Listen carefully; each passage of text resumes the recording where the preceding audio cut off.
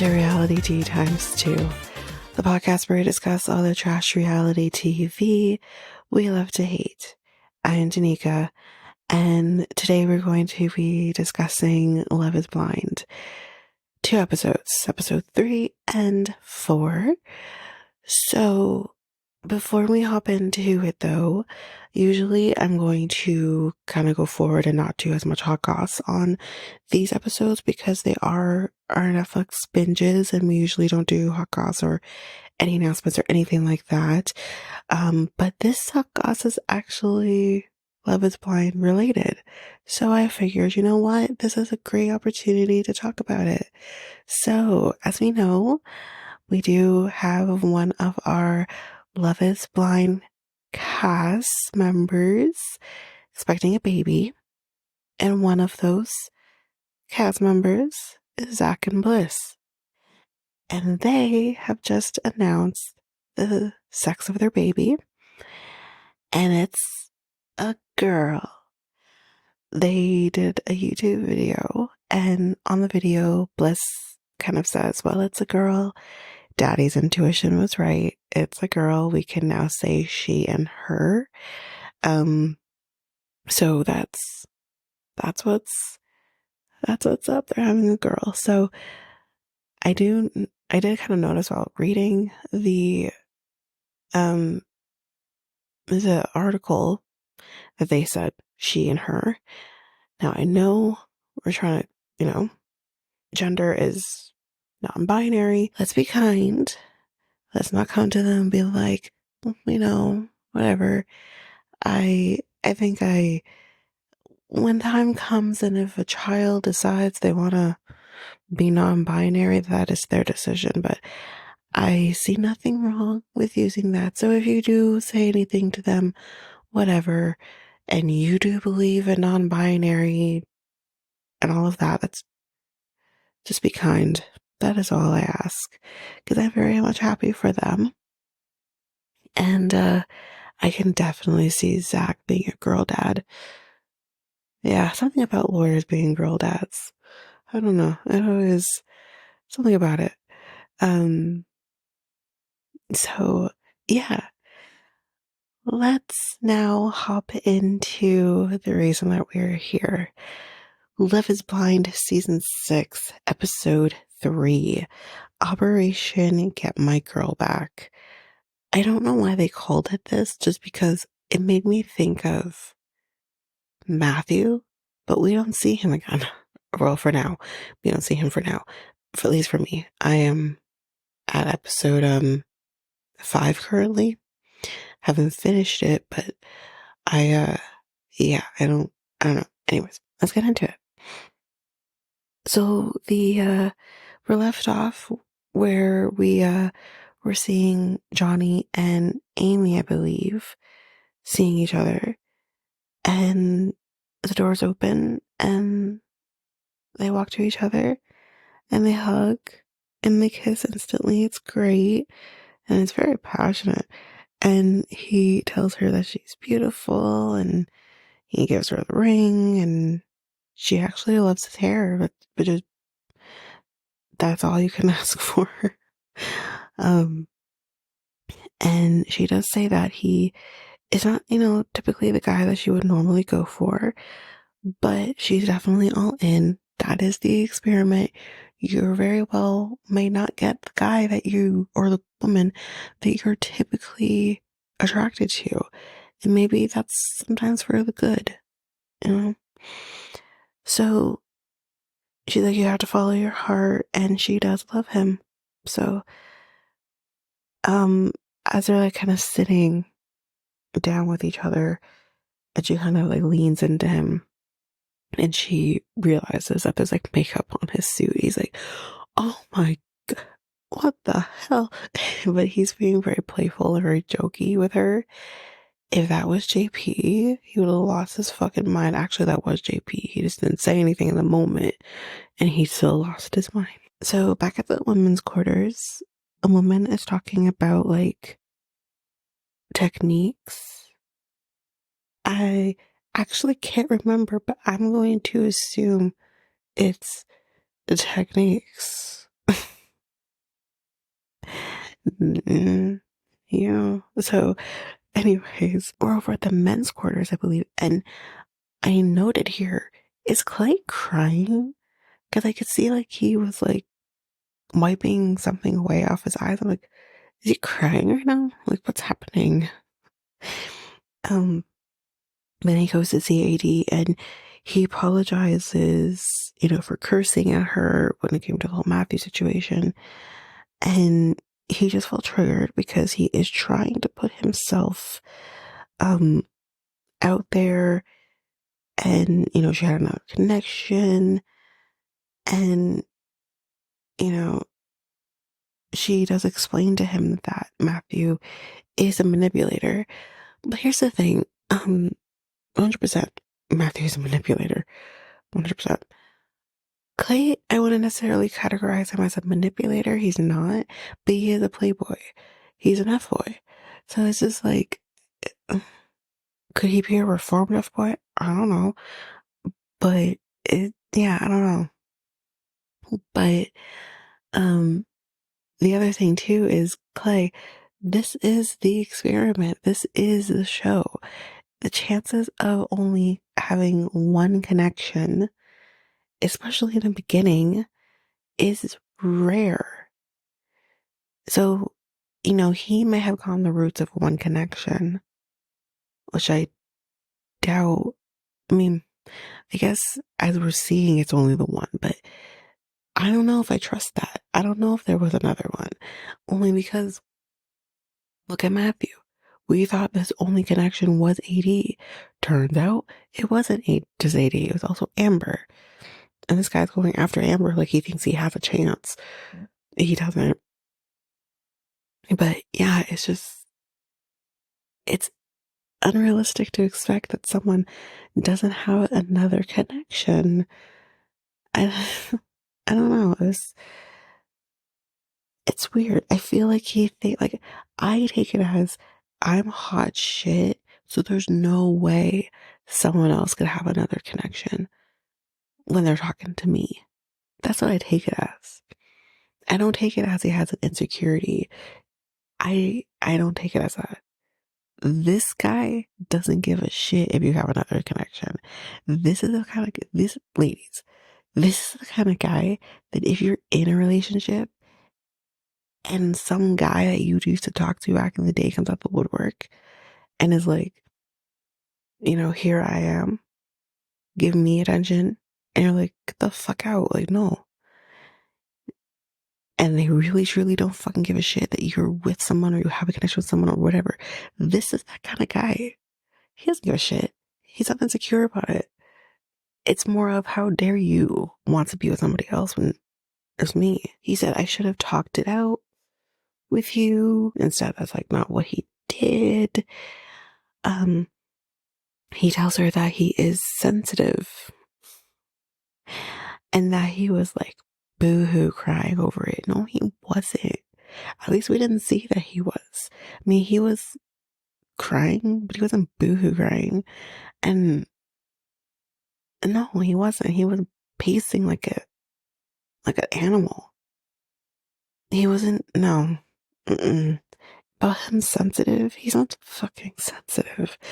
And she's buying this shit. This is the thing.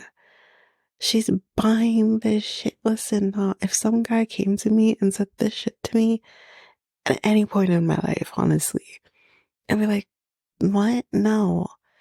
Like, I literally, this was a long time ago, but this was like, I had an ex that was literally like, oh yeah, like, I loved you. I just didn't know how to like tell you. So I acted like A, B, and C. But like, I do love you. Like, and I'm like, no, you don't.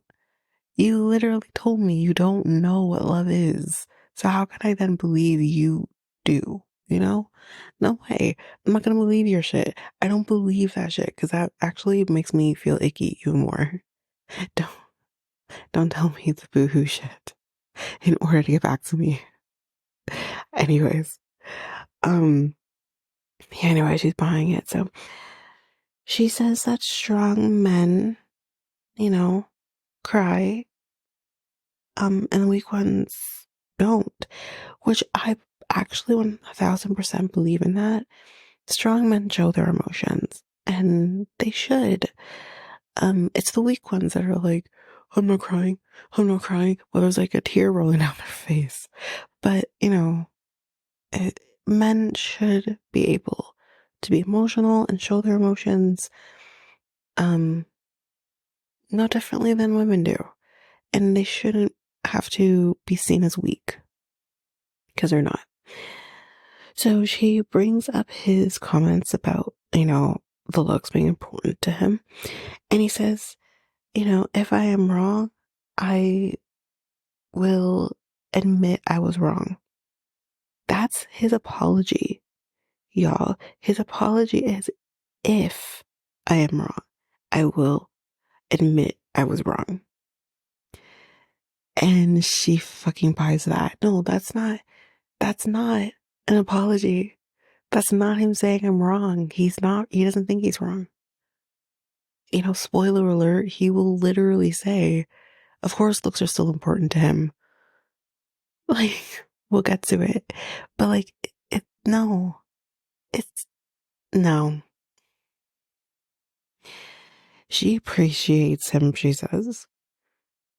And I guess the conversation went well for her, I guess. I don't know. A lot of mercy. Anyways, Kenneth and Brittany are on a date, and I think this is the first time we see them. And she walks in with some string lights hanging up. Actually, I don't think this is the first time. This is the second time. Sorry. Second time we're seeing them. So there's like string lights hanging up, and there's like painting and food, and yeah, she tells him that she loves him. Just kind of like that. She says, I love him. And they're talking about each other's like ethnicity, because he's black, she's white. And they're kind of saying like it's not a problem. She just hopes that he's not 5'4". Sorry, guys. Girls like a tall guy. It's just how it is. He says, sure I am. I am 5'4". He's not 5'4". He's tall as fuck. But then they kind of talk about like physical intimacy and how they're going to kind of approach physical intimacy, because not only are we dealing with the ethnicity aspects of things, we're also dealing with, they're also very religious. I gathered that. So they are kind of thinking about waiting until marriage. He loves that. She loves that. That's great. So the one thing I do want to talk about here is, listen, number one, God don't give a shit. Go fuck if that's what you want to do. It's fine. You're still gonna go to heaven. Anyways. Number two,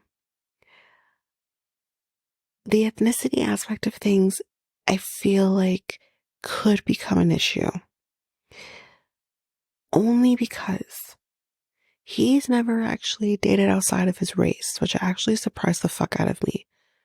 Very rarely do you find black men these days who don't date outside their ethnicity. I find that actually very shocking. I mean, honest to God, of all the black men that I've been with, only one of them actually never dated outside of their race. And that was my ex-husband. It's very rare. I've been with black men who actually had never been with black women. Like that's, it's interesting. But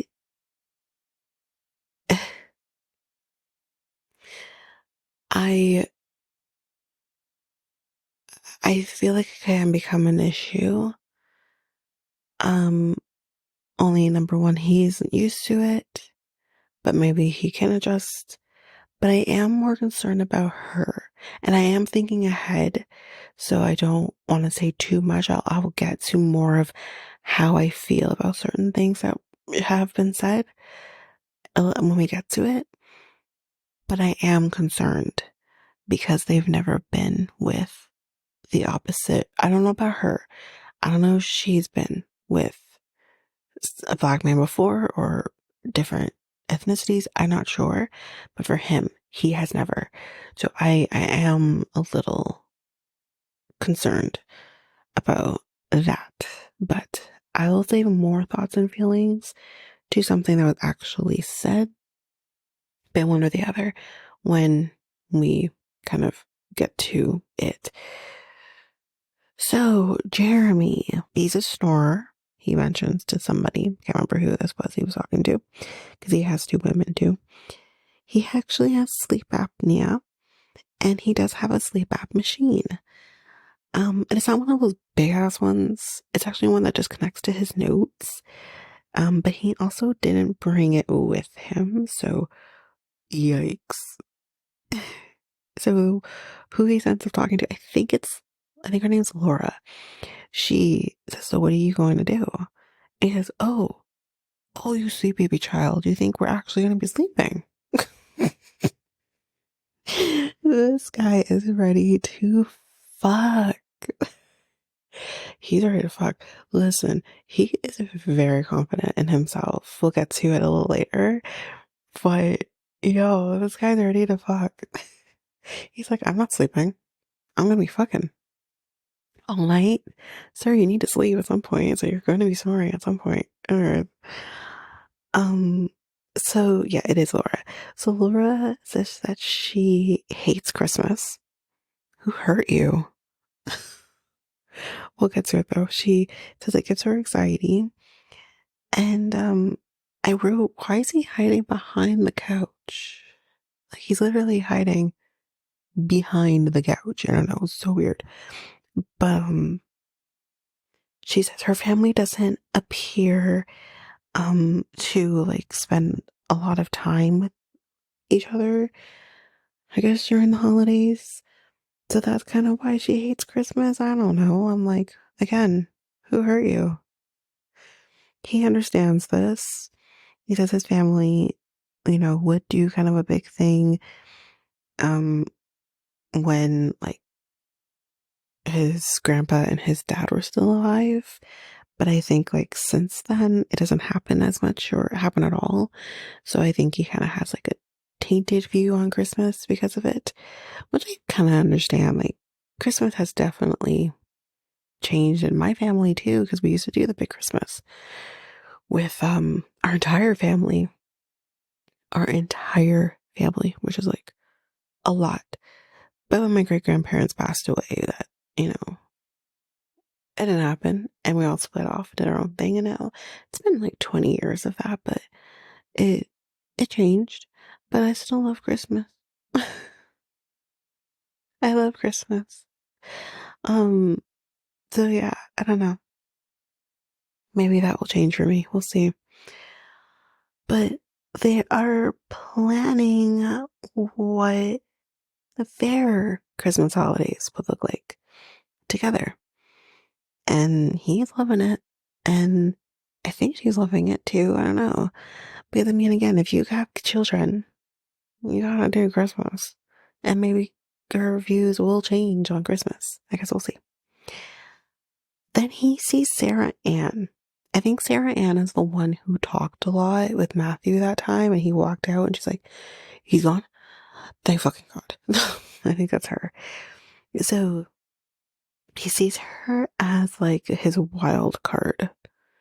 That's not a great place to place somebody at. But she's very confident, and we'll get to her too in a little bit. She's pretty fucking confident about where she lands. But she's talking about her Botox fillings. Why? Like she seems surface level to me. I actually think going forward with his connections between Laura and Sarah Ann, it's all surface level with Sarah Ann. It's interesting. Because you're talking about your fucking Botox. Like, what the fuck? Anyways. Then we talk about, fillers some more. And he asks, like, how many followers, I think it's him. Is that right? Him? Or her? I thought it was her, but anyway, someone asked, like, how many followers you have on Instagram. It might have been him. And she says 4,000 people. 4,000 people. How in the fuck's name do you have 4,000 followers on Instagram prior to being on, like, you being aired on the show? She's an influencer. She's a fucking influencer. I'm sorry, but he doesn't give me the vibes of a guy who wants to be with someone who is an influencer, because she's constantly gonna want to be on Instagram for whatever reason. And that kind of reminds me of, I'm going back here. Think it's New Orleans. It might have been Atlanta, but there was a couple on Married at First Sight where she was constantly on Instagram and she would constantly post things on Instagram. It's a black couple. He was an asshole, don't get me wrong, but she wasn't great either. And she was completely clueless of the fact that, like, this ain't great. This isn't great. Like, you need to stop. So that didn't work because he had major issues with the Instagram situation and her not living in the moment. Because that's the biggest thing, is you're not living in the moment. So this would be her too. Sarah Ann is not going to live in the moment. She's constantly going to be on Instagram and posting the moments instead of living in it. This isn't going to work. I think this is a girl he would want to fuck, but not a girl he's necessarily going to want to marry. And I'll explain why as we go further along with them. But yeah, no. So then they ask about, like, where do you stand in politics? Now, guys, trigger warning for this, just because her views surprise me. Not surprise me. Oh God. Her views are similar to, honestly, my views. I'll be very honest there. But, huge but, at the same time, whoever's decision to do what they need to do in order to be safe and protect themselves and do what they think is right for themselves, do what you gotta do. Do what you gotta do. But I think Love is Blind really went into scary territory talking about this. I think it's great and I think it's important to do, but let's get into it. So just, if you want to fast forward, I would fast forward maybe a minute to 2 minutes or so, because I'm also going to give thoughts. So starting now. So she says that her views are more conservative. She does talk about, abortion laws, and she feels that abortion should not be used as a form of birth control. She definitely believes that, if someone has been raped, if someone, has been, traumatized in some way, then yes, you should be able to have an abortion, but not to be used as a form of birth control. But now I have questions about that, only because, is she insinuating that someone goes and has sex with somebody and, oh my God, like, I believe that, I mean, it's kind of hard for me to say form of birth control, as really, that part of it, I'm kind of not there with, only because, like, number one, if someone, like a young girl, for example, I'm thinking more teenager, if a young girl is deciding, listen, I didn't know I was pregnant, I can no longer get an abortion. I'm sorry, I can no longer, um, I missed the window where I could have gotten the plan B or something like that. And now the only way that I can do this is an abortion. I think that should be fun. Someone should be able to do that. Someone shouldn't have to worry about not being able to do that. And then you're bringing in a child into the world that you maybe aren't equipped to take care of. Or there's also the other side of it. Yes, you can put up, I know we're always so quick to be like, we'll put the baby up for adoption. But the foster system is so bogged down right now. There are so many children who need to be adopted that aren't. And so let's just add to that too. I am not saying that you should do abortion. I am pro-choice. Do what you think is right for you. Personally, for me, abortion is completely out of the question for me.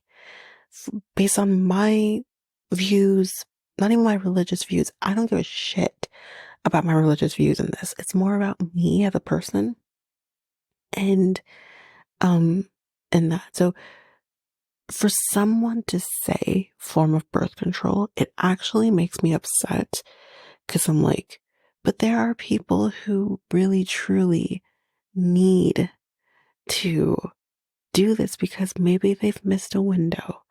Maybe this is the only route they can go. And then there's also the aspect of things of people who medically need this done.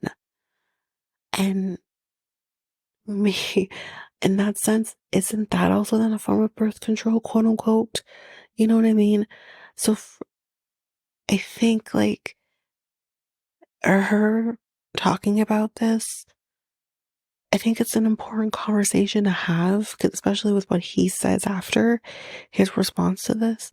I also think that at a time, especially in the States right now, because obviously here in Canada, we're not dealing with the same situation, but with everything that's going on in the States right now with abortion laws, it is also not great also put out there because I don't know. I don't even know why the politics conversation came up.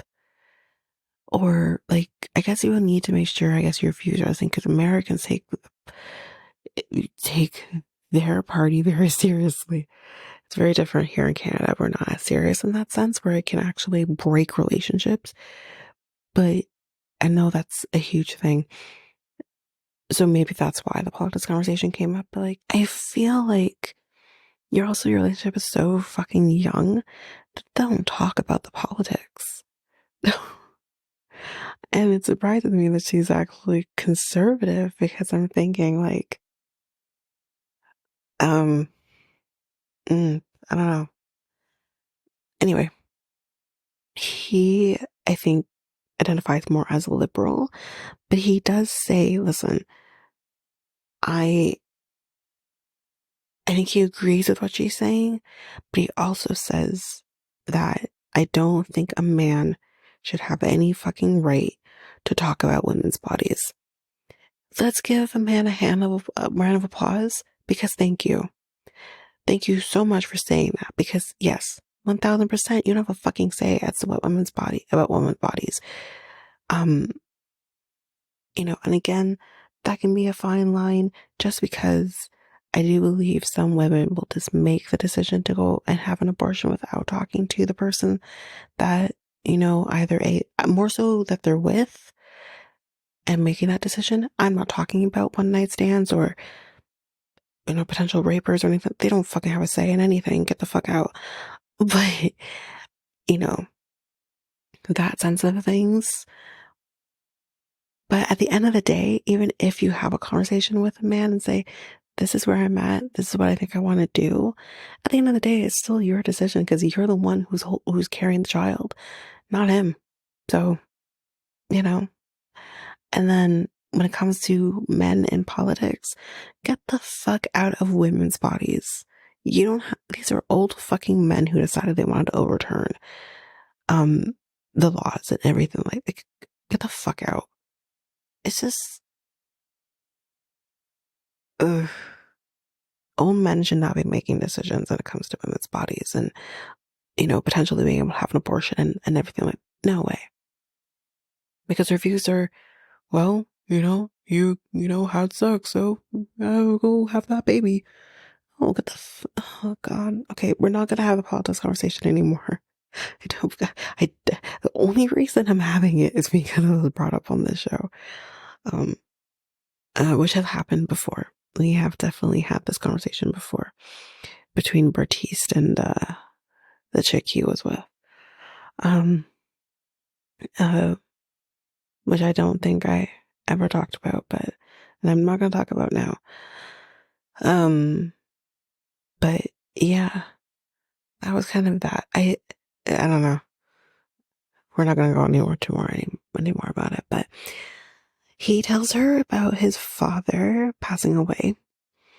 He talks about wanting to I guess show her to his grave or take her to his grave or something like that. Uh, she asks, does anyone else know? And he says no.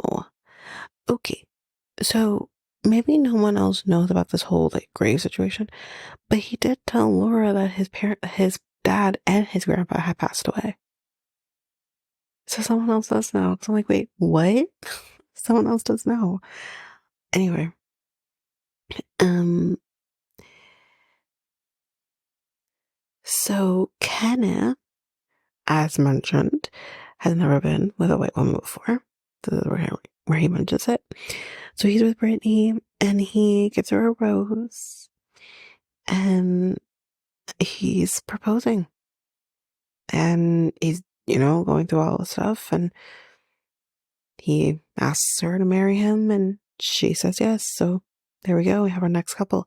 I am going to list off the couples we have. We still, at the point that I'm like, well, once I've watched everything, then I will have, all the couples, but, I will list all the couples at the end and we will do our predictions. We always do our predictions. So, Jessica is crying. She says that she loves Jimmy. And, yeah. And she, is talking about so while she's talking about her daughter, he's cracking his fucking knuckles. That's kind of, I'm sorry, that was fucking telling.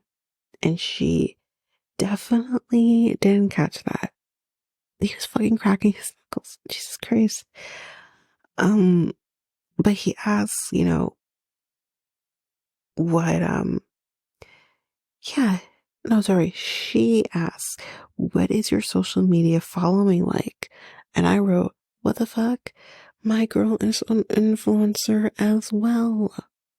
The only thing is I actually believe she wants to be married to somebody, but I also think like, if I'm not, I'm gonna get a following. So I think she's an influencer as well. So she brings it up because people that she's been with have, oh, well, this is what she says. This is not so much about following, but what he looks at. But anyways, she says that she has been with men who have looked at like naked women and she's not about that. She's like, I want to be the only one that you desire. I don't want you looking at other women or anything like that. So then porn's off the table. Honestly, I'm of two minds. Me personally, in my own relationship, like, I actually think I wouldn't be okay if my boyfriend was looking at naked women or half naked women on Instagram. But then at the same time, I have no fucking problem with him watching porn because I'm just different. But at the same time, it's like, if he's watching porn to get off. And to me, it's like, that doesn't bother me. But it would bother me if he's looking at naked women to get off on Instagram because you could just use me. So I think that's why that maybe I'm of that mind. And I actually have a friend that when I first met her, she was with a guy who she ended up breaking up with because he continuously did that on Instagram. Like he would look at like half naked women on Instagram and she would tell him, that it bothered her, and he never stopped until eventually she just said, fuck it, I'm done. Like, I'm out. And she was done. She never looked back. And I remember at the time kind of thinking, well, that's extreme. But I also I get it. I definitely understand it, because like, that's not okay. It feels wrong. It does feel wrong when you think about it. So I definitely understand her kind of saying like, I don't like that. But then at the same time, and she said, I want to be the only one you desire. I don't want you like, the bias I bring up, like, so no to the porn. Like, and again, like, I feel like men do it to self-pleasure, which is totally okay.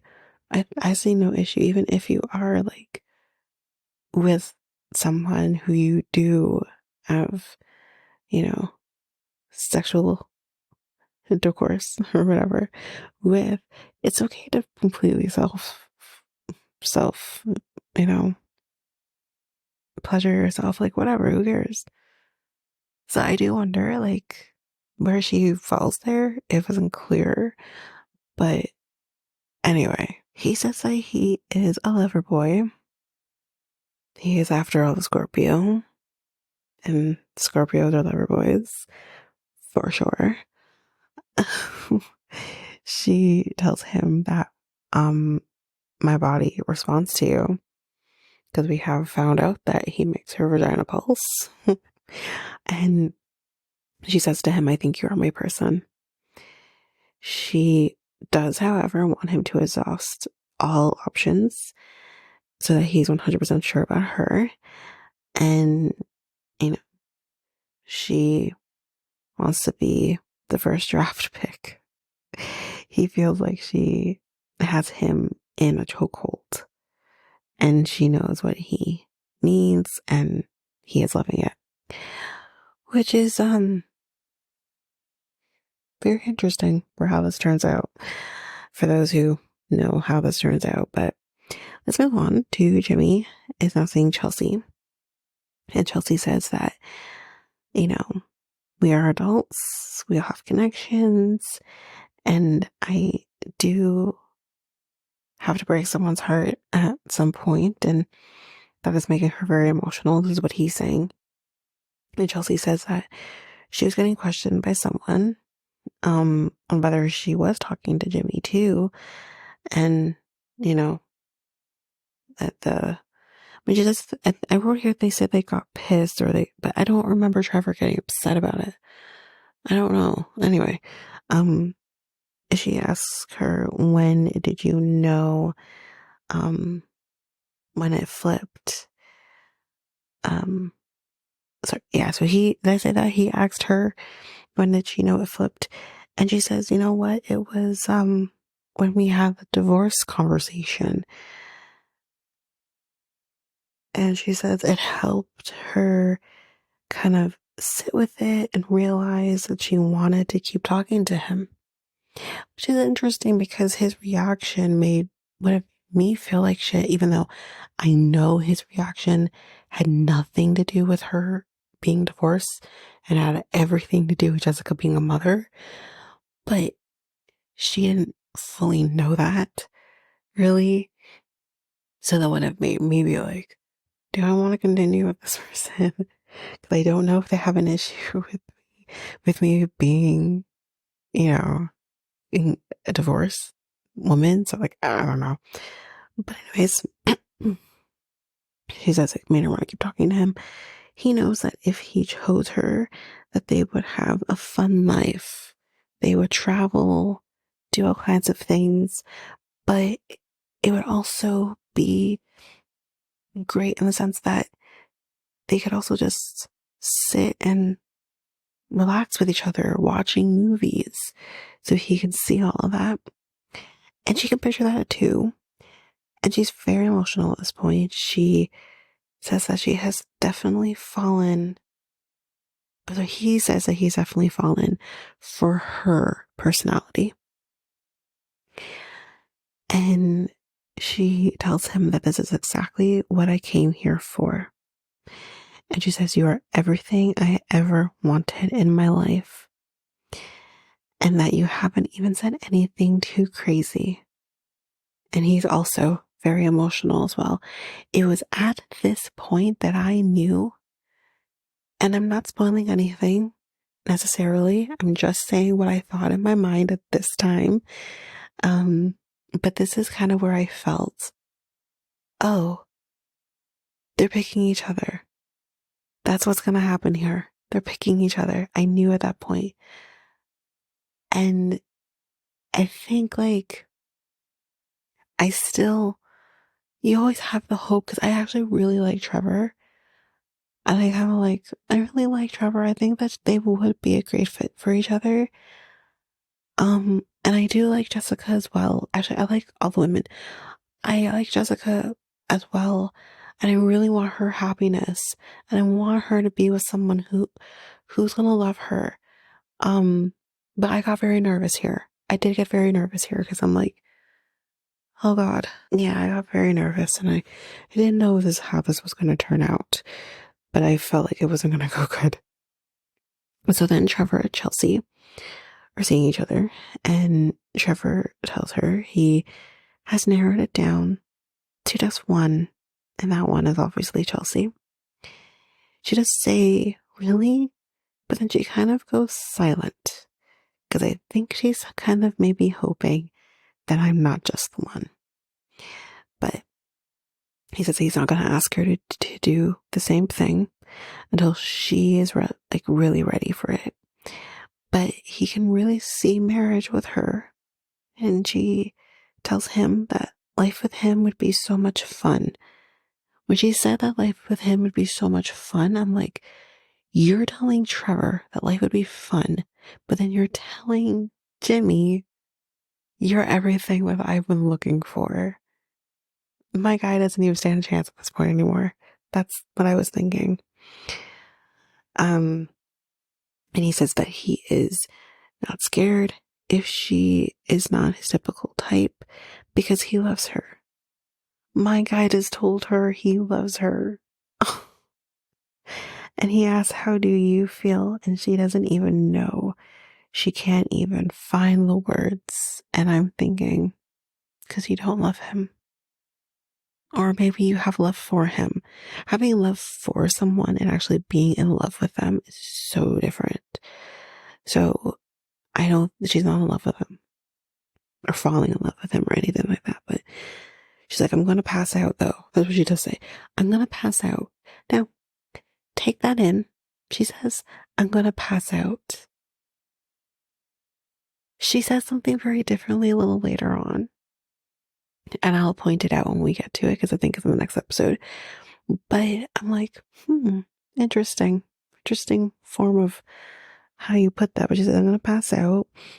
And she goes back to the women's quarters after. And she tells the women that he told her he loves her. And he says that she says that she's so used to men being mean to her. And I wrote that down and I'm like, wait, what? So she's with men who are just assholes to her. That's sad. That's really sad. And then she kind of starts saying, "But there's Jimmy too." And I want to say that when she was talking about Trevor, Jessica came with everybody else and was listening to her and whatever. But as soon as she said, "But there's Jimmy too," Jessica walked away because she just didn't want to hear that, which I definitely understand. But she still kind of was listening out on what was being said, but she just walked away. So we'll see how this one goes. But that is it for episode 3.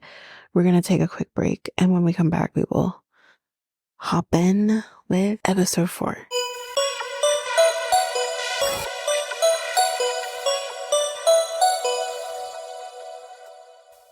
And we are back. So let's hop into episode 4, the hardest decision of my life. So someone mentions that they pee in pools. Ew. Fucking nasty. 80 says, pee on your man, but don't pee in a pool that I'm in. Jasmine definitely would pee on. Then we see Sarah Ann and Jeremy. And I think it was her, someone asked, I can't remember who it is, but someone asked, do you charge during sex? And he says no. And she says, well, I've had full blown conversations during sex. And he's like, then he ain't doing it right. And I agree with him. If you are capable of having full blown conversations during sex, the men you're fucking ain't fucking you right. Are you kidding me? I have never had full blown conversations. Never. I've, if the guy sucks, I've maybe had like a lot of thoughts in my head. But if, let's just say, I'm in a relationship, obviously. Let's just say that my brain goes to complete shit. So if my brain has gone to shit, I'm definitely not having conversations. Fuck, sometimes after the sex, my brain needs to come back to normal so that I can form a sentence. Like, what? But he says, like, that's not going to be a problem with me. You're not going to be talking with me. He's like, I'm confident in myself. There are many things that I'm not, but that I am. So he says that this is great. He says with her, I think he literally says he does not have an emotional connection with her, and like a strong one anyways. He says that for him it's more physical, more so sexual tension he has with her. That's the connection he has with her. And instead of her saying, wait a minute, she instead says, well, I know what I'm capable of. I know. And I'm like, my girl, he literally just said he doesn't have an emotional connection with you. Or he at least doesn't have like the strongest connection he has with you is a sexual tension one. Which to me, under these circumstances, it should be flipped. So I don't know about that. That's important. I'm not saying that you shouldn't have a sexual tension with the person who you have not yet had sex with, but you're connecting with. I'm not saying that, but this is not the experiment. And I do like, I don't know, it felt odd to me. Sarah Ann is in the quarters and she is just flop in her mouth. So the women say, I'm going to marry Jeremy. I'm going to marry Jeremy. But Laura is also talking to him. And because we haven't seen a lot of Jeremy and his connections, or the women and with Jeremy, but I find it interesting that Sarah, because the thing is why Sarah Ann thinks that, because she doesn't know that he has another connection. Laura is also not talking about the fact that she has a connection with Jeremy. So yeah, she's confident that she's going to be marrying Jeremy. And I'm like, I don't know about that. I don't think she is. I don't think he's picking her. And I don't know yet because I haven't seen that. I'm just about to kind of get into that in episode 5, but I don't think he's marrying her at all. Like, not at all. So anyway, she's not with Jeremy and she's like, I'm upset. With some things that I've heard. And he's like, well, do you want to talk about it? And she's like, she's kind of dancing around it. But she does say to him, like, listen, I created a pros and cons list. And she's like, the amount of pros that are on the list, like I was running out of space. And she's like, there's very few cons, but there's still cons. But she is clearly in it with him. And he tells her that he just wants to talk to her and hug her and see her. And he tells her that he is falling for her. He did not tell Sarah Ann that. He told her, I really want to fuck you, basically. I really want to stick my dick in you. That's basically what he said. Whereas with her, he's saying, I'm falling for you, which also means that I probably do want to stick my dick in you too. But that has the element of, I'm falling for you. Like, I'm sorry, there's nothing better than a man who is falling for you or is in love with you and wants to stick their dick in you. Like, it's different than just a man who's like, I really want to fuck. It's just nothing else. Like, it's different. And that's what I feel. Those are the different connections he has with these women. I'm sorry, I don't see how he could pick Sarah Ann. I can see how he picks Laura though. So next we are with AD and Clay. He tells her that he wants to be better for her. Okay. He's never wanted, he said he's never watched the show before. So he didn't quite know he was getting himself into. And I'm like, so how did you get on the show then? Like, how do you even, everyone knows shows exist, and I'm sure he saw the casting call for it. But I'm just like, what, wait. Anyway, so, but he says like, I'm gonna read this verse from a Bible. So he read a Bible verse, y'all. This man read a Bible verse. Listen to me real close. I'm not saying that he doesn't believe in Jesus Christ and God as our savior and whatever the fuck. I'm not saying that. I'm not saying that he's not religious. I'm not saying that. What I am saying is it's real fucking convenient that all of a sudden you're using a Bible verse to propose. That's what I'm saying. It's just, oh man. Because I think she's religious too. But it's just, I don't know. So anyway, he reads this verse and he says he wants people to like him for him. But, even despite him wanting that, he would still kind of, I guess, self-sabotage in a sense. In that way, he was kind of still lead with the physical, like, I'm a good-looking guy. I'm tall. He probably has a big dick. He has a big dick. That he would lead with those things. But even despite the fact that he would still want someone to dislike him for him. And he said, but you have to get like past the bullshit. And he says that I think he said he's nervous about her. I can't remember, but he says that he would never abandon her. And then he goes on, he's like, I'm going to go on bended knee. Isn't that a song? That's a Boys to Men song. It's going to bug me. Yeah, anyways, it's a Boys to Men song. Anyway, so he goes down on bended knee. It's literally what the song's called too. I can't get the tune in my head, but anyways, he goes down on bended knee and he says that will you take my hand in marriage? Isn't it the other way around? Anyways, he said, will you take my hand in marriage and will you marry me?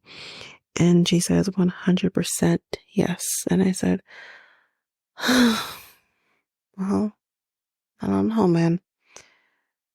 He says that I didn't even prepare for that. And I said, wait one fucking minute. You want to talk about how you didn't prepare for that? Yeah, here you came with a Bible verse. You had to tap that shit. You probably highlighted that shit. And you want me to say something about you didn't prepare for this?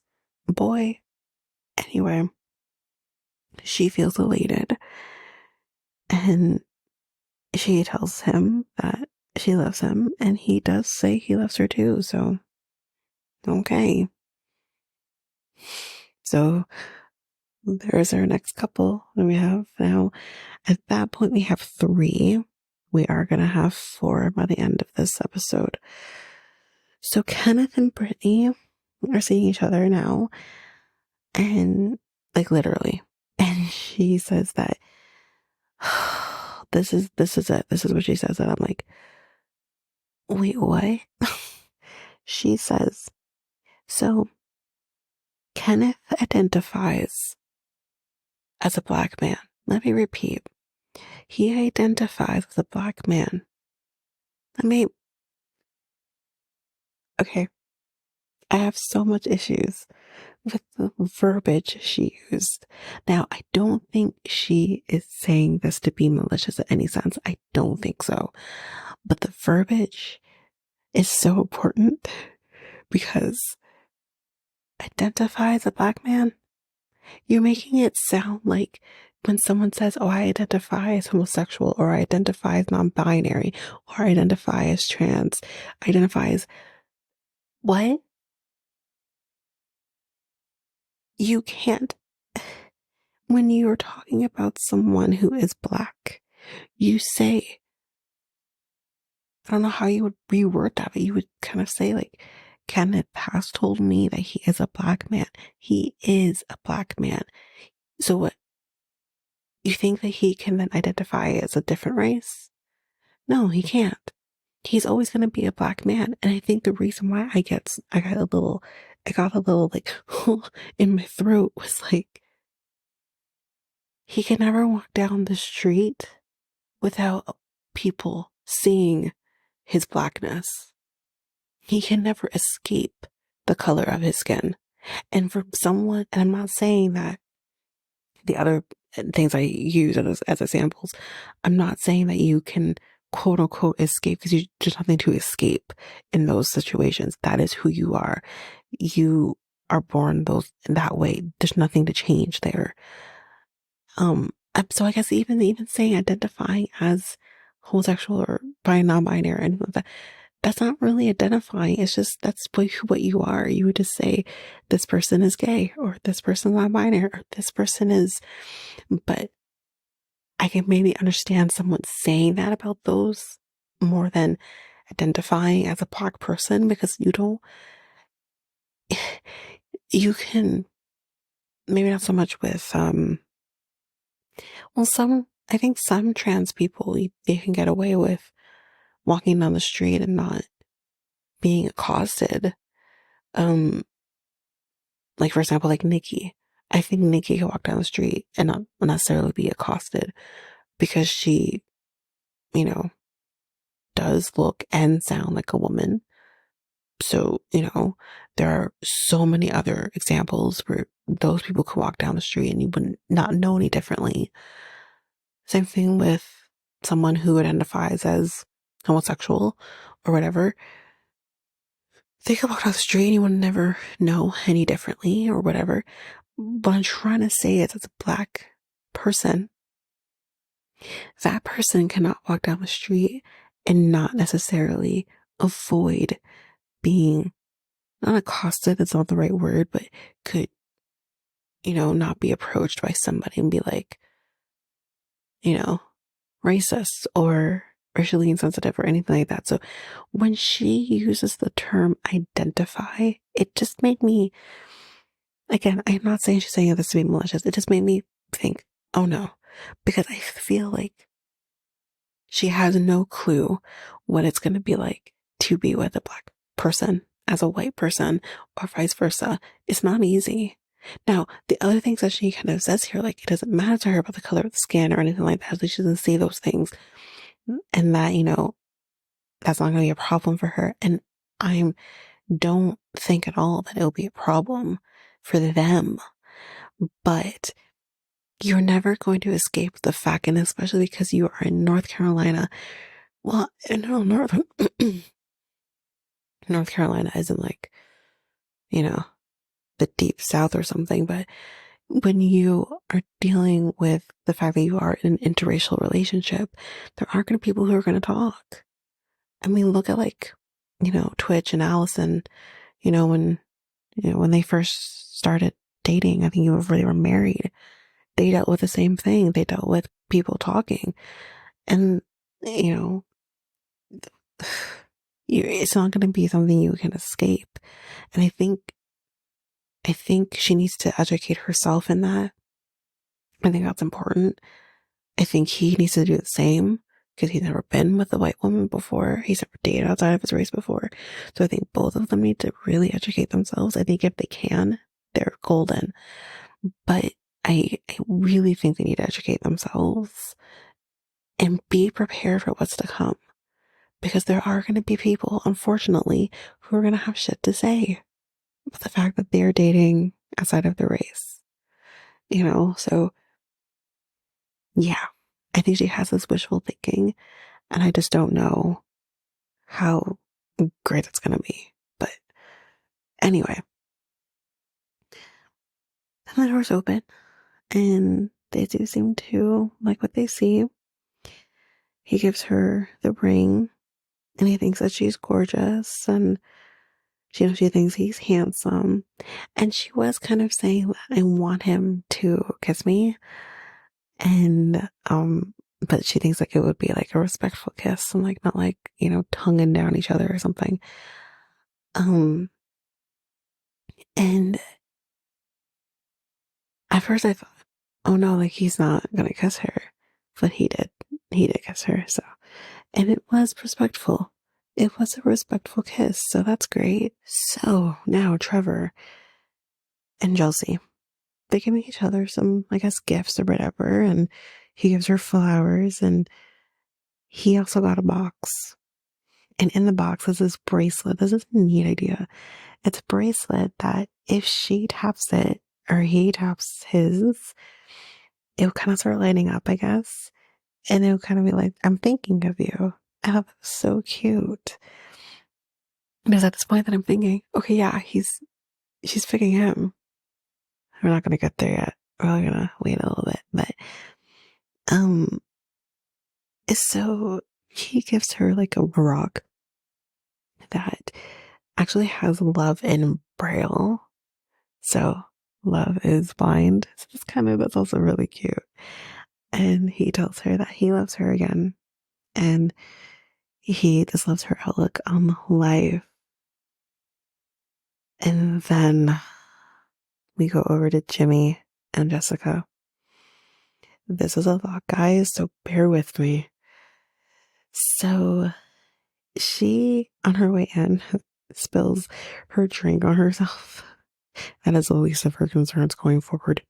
She thinks that when they touch each other, they will kind of electrocute themselves. Huh? He says that he's excited about the lust that he has for her. And I'm thinking, this fucking guy just literally said that he's lusting after her. But that's not enough. This is love is blind, not lust is blind. So she gives him a gift. And she said that's very sentimental to her. And I'm thinking, oh no, what is it? And it's a letter that she wrote to her future husband.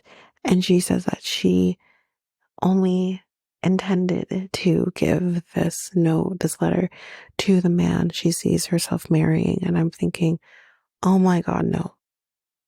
I don't know why she gave him this letter before she knew that he was going to propose to her. I don't know why she did that. Because, oh God, I mean, even before we know the outcome of this, because I think if you're listening to this, you know the outcome of this. But it wasn't even so much about the outcome of it. It's just even before that, it's like, I would never have given him this until I knew for sure. You know he has another connection. It's one thing if you didn't know, if you feel like he only has me or whatever, you know actively he has another connection. I would never have given him this. I mean, I guess it's her way of being vulnerable with him, but this is not Bachelor. Bachelor, that's one thing. This isn't it. You can't do this shit. So, anyway, he does read it out loud. And at one point, he does get emotional reading it. But then all of a sudden, the music makes a drastic change. Like, drastic. And you're just like, uh-oh. And he says he feels lucky and honored that he was the one who got to read this letter. And I'm sorry, when a man says, I feel, not so much the lucky part, but honored, it's like, oh, this isn't going to work out in your favor, girl. Oh, man. And he says he just doesn't know if he can tell her what she wants to hear right now. And he just needs to think. That just kind of goes to show, oh my God. And what happens after this, because he sees Chelsea after this, I fucking raged. I'm like, are you kidding me? It kind of made me not have as much respect for him. But anyways, he says that he is very honest, that he has to think about it because, of Autumn. So he's being very honest with her, like, that is why I need to think. So her demeanor completely changes at this point, and she says, I'm going to be honest. And she says, I don't like this. I know you are choosing between two women. And he says, I'm not telling either of you guys that I love you until I know for sure. Hold on to that. But she says, this is blasphemy. That's extreme. But I told you how I felt knowing it might not be me. Well, then don't throw it in his face then that he does have the right to not choose you. I just wish, because I think he knows. I think he knows. And he's just not telling her. And she does call him out on this later. But I think he really does know, and that's why I have a problem. He says that, should I know how I feel about you? But, he doesn't know. And Jessica's very, very direct. He says like she's direct, and she says she's direct too. She knows she's direct, and he is kind of more used to being the one who gets to lead and all that. But he says, but that also hasn't worked before, so like I don't know. And she says, I think we should just wrap it up for now, so you have the space to figure out who you want to spend the rest of your life with. But she says, if it's going to be me, I am going to need to know how you feel about me. But that's the thing, Jessica. As we will see in a minute, he has no issues telling someone how he feels about them. He is not telling you how he feels about you. That's an indication. And I think she knows that that's an indication. I really do. She knows. Anyway. And then he leaves, and then as she's like, maybe I will see you later. I don't know, but who knows? And this is where my anger set in. Then he's with Chelsea, sorry, and he has had a long day. He says, and she says that she wants to know what is going on, but he doesn't actually want to tell her. He says, I just want to focus on you, but he does kind of vaguely say that he wanted to maximize the time that he has with both of them, but now he just kind of feels horrible about it. And then, this is why I got pissed. And I'm like, you could have just saved Jessica the time and the heartache if you were just honest with her. He then tells Chelsea that I love you. I'm sorry, sir. I thought you weren't telling anybody that you loved them until you knew for sure, and I was assuming proposal. But the same fucking day, because we know it's the same day. He practically tells us that it's the same day. The same fucking day, you literally told Jessica you're not telling anybody anything until you know for sure. That same fucking day, even in probably like an hour or two later, you're literally telling Chelsea, I love you. Are you fucking kidding me? I, fuck, I was so mad. Like, you can't be serious. But she's very shocked. And she feels like she might throw up. So, remember when Trevor told her he loved her and she said, I think I'm going to pass out. And then Jimmy says, and she says, I'm going to throw up. To me, I think the worst thing is throwing up. The really like huge response is the throwing up. So to me, that made my indication kind of be like, oh, then you must really love Jimmy. So I'll get to it. But he's like, oh, I'm flattered. He's like, I've never had a woman tell me they want to throw up after I've told them that I love them. She says that it feels so good, but he feels, it's not like, might not go his way. And she, is kind of choosing to not tell anyone right now that she loves them. She's choosing to wait for the proposal before she says anything. But she does want to let him know that she is 1,000% sure about him, and he is 1,000% sure about her. So that is what they're telling each other at the moment. So then she goes back to the women's quarters, and Jessica knows that she can just feel it, that he didn't end things with Chelsea. And as she's telling that to the group she's with, Chelsea goes to Laura and says, he just told me he loves me. And she's being very quiet about it. She's like, I don't want to tell Jessica. Like I don't want to hurt her like that. So she's choosing not to say obviously out loud, which is the right thing to do. But then Laura, I actually thought Laura was gonna actually tell her what was said to her, but she actually didn't. But Laura does go to Jessica and says, it's time to go. She's like, I want to protect you. He's not your guy. I think it's time for you to go. And Jessica's like, wait, what? Like, it's like, what's going on? She's like, I'm not saying anything, but I'm telling you, he's not your guy. He's not it. And she's like, was something said?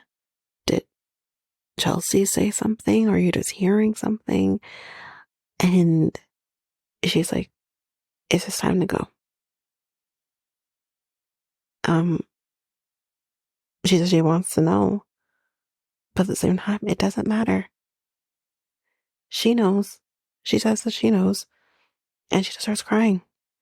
And everyone is just rallying around her.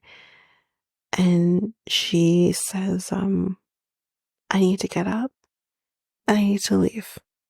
And I actually thought at this point she left. She didn't leave. And I actually wish she did, but at the same time, I'm kind of happy she didn't, because she served his ass so good. Spoiler alert. But let's take a little bit of a breather and let's go to Clay and AD. And they're going to be seeing each other now.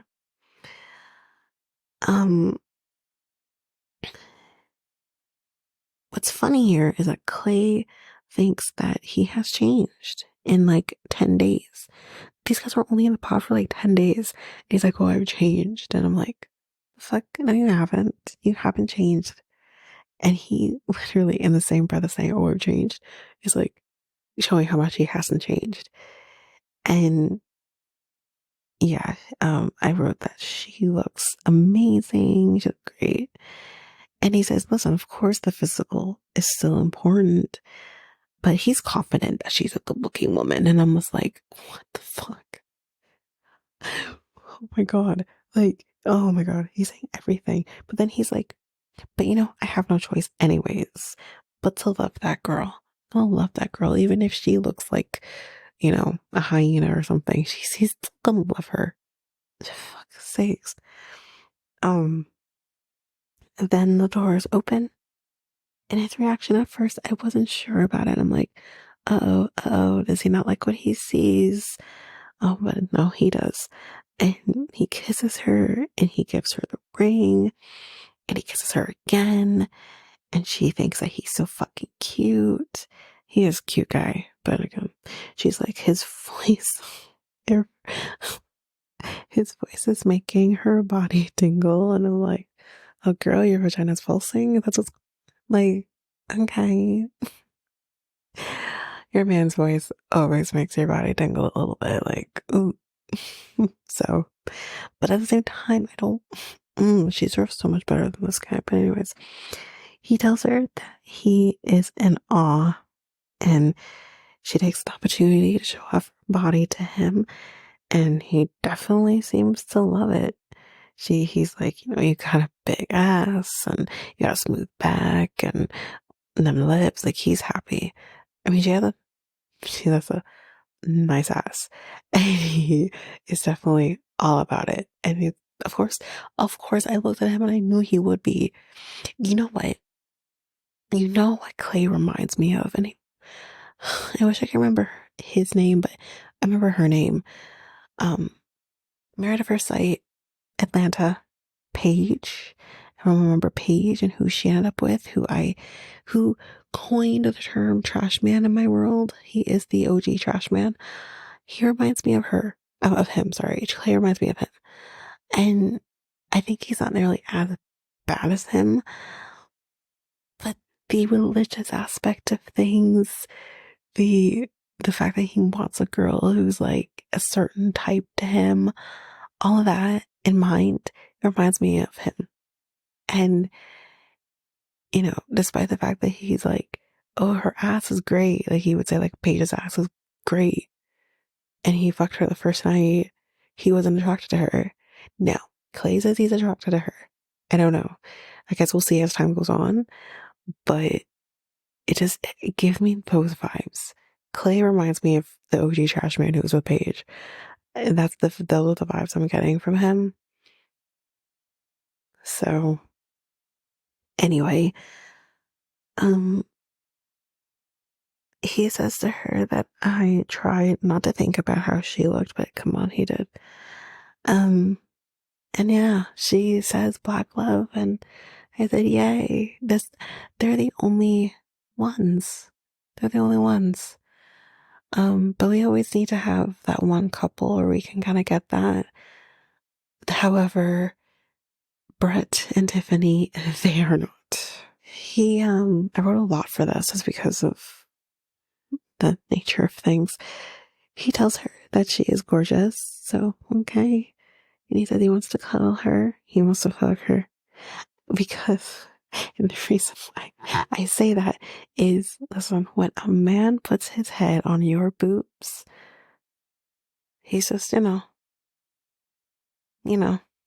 taking that all in. Like, yep. He says kissing her is electric. She says beautiful face, crazy body. He's like, they are gonna have some dark skinned babies. So he's definitely feeling it. So, I mean, I guess great, but it would have been interesting if he wasn't attracted to her, how things would have been different, but we'll see. So then, Jimmy, we're going back to the hard shit, guys. So Jimmy is going to see Jessica. She tells him that she has had better days. And he does tell her that it's been a roller coaster for him. And he says that it's not fair. And she says, fair to who? To her. And she says, so why is that? And he says it's hard to tell her right now. And she says, you know what? Save me the fucking pity party and just tell me. Grow the fuck up and just tell me. And he says, okay, well, I was definitely optimistic about you. And he said, I want to find my wife and the mother of my kids. And I know that you are a great mom. And I do think that you will be a great wife to someone else. Are you fucking kidding me?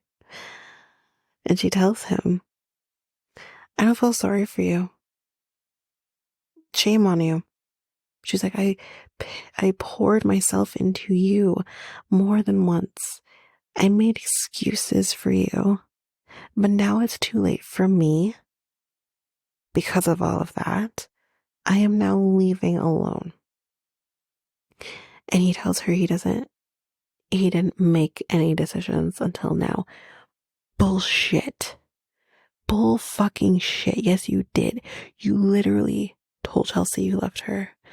But you want to sit here and say, I didn't make decisions. Yes, you did. Of course you did. This fucking guy is literally out here trying to be like, I didn't make decisions. Like, are you kidding me? But she calls bullshit on it, of course, because she's like, I know you told someone else that you left them yesterday. And he's like, what? Like, are you kidding? Dude, like, come on.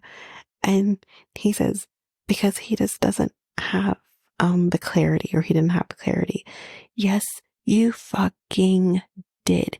He is literally here gaslighting Jessica to say, well, I didn't make a decision, or I didn't have clarity, or I blah, blah, blah. Like, but you did. You had the clarity. You had made the decision the minute you told Chelsea you loved her.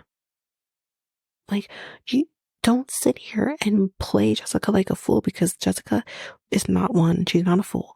100% she's not a fool. So are you kidding me?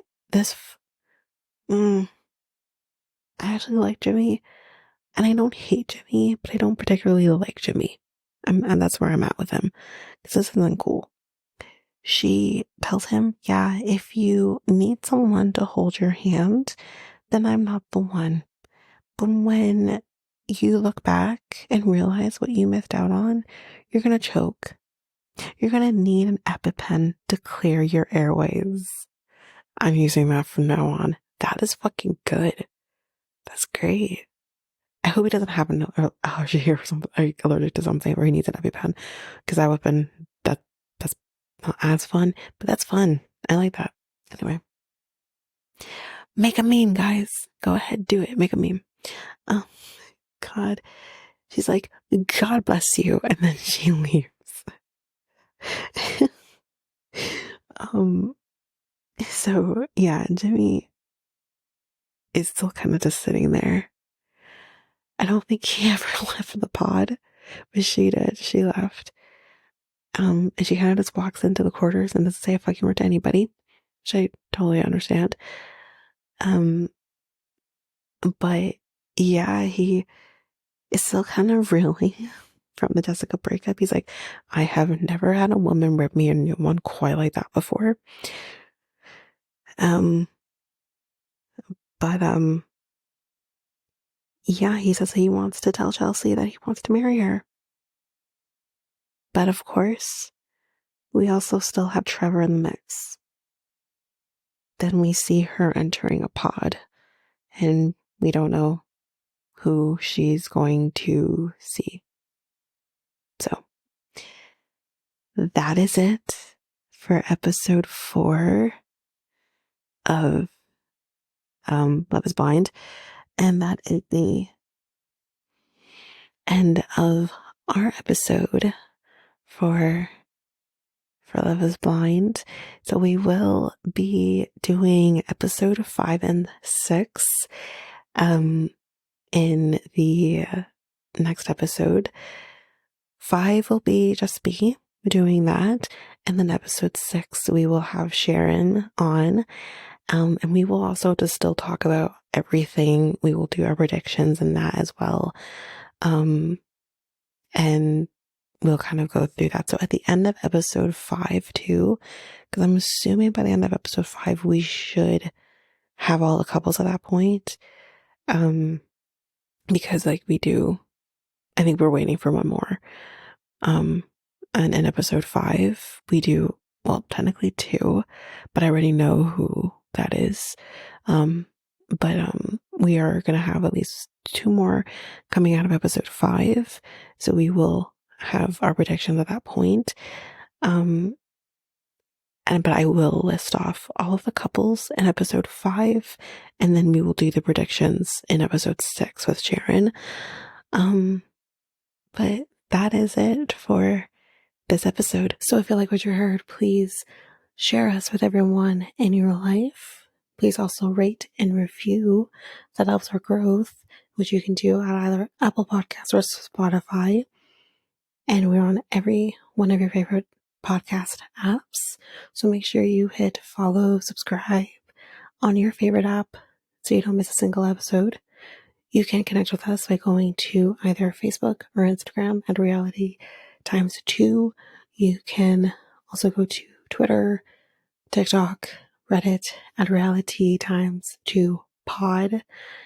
And you can email us by going to realitytimes2@hotmail.com. Don't forget we have our website, which is at solo.to/reality times 2.